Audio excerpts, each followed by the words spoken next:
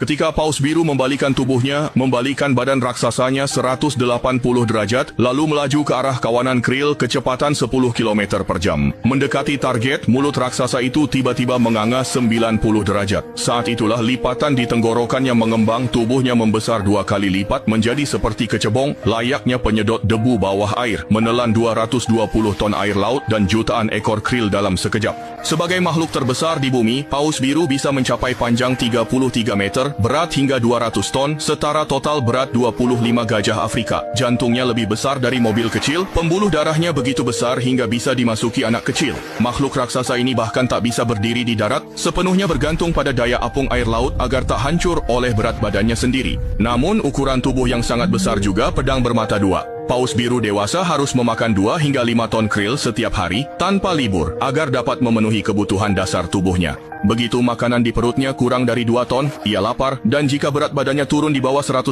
ton, itu langsung memicu peringatan hipoglikemia.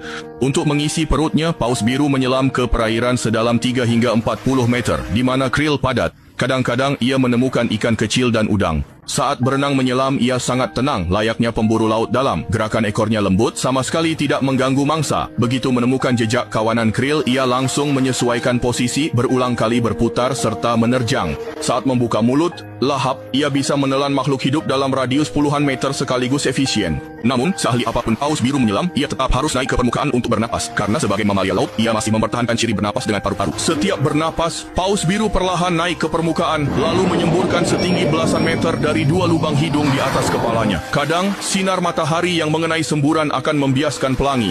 Meskipun paus biru besar, sifatnya jinak seperti kucing laut raksasa. Mereka tidak pernah menyerang makhluk lain. Jika bertemu penyelam, mereka hanya akan memandang dengan rasa ingin tahu, lalu berenang pergi tanpa menunjukkan sikap agresif. Namun, hidup mereka tidaklah mudah. Anak paus biru yang baru lahir sudah memiliki panjang 8 meter dan berat 3,5 ton. Bayi raksasa sejak lahir. Laju pertumbuhannya mencengangkan. Setiap hari, anak paus biru minum 400 liter susu induknya dan pertumbuhannya cepat, bertambah berat 90 hingga 100 kg per hari. Ibu paus biru waspada terhadap serangan orca, musuh alaminya. Para preman laut sering mengincar anak paus dan sang induk menyaksikan anaknya dikeroyok tanpa melawan. Yang lebih kejam lagi adalah ancaman dari manusia.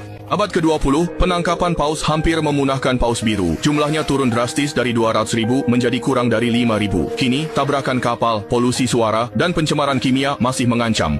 Melindungi lingkungan laut berarti juga melindungi makhluk menakjubkan ini.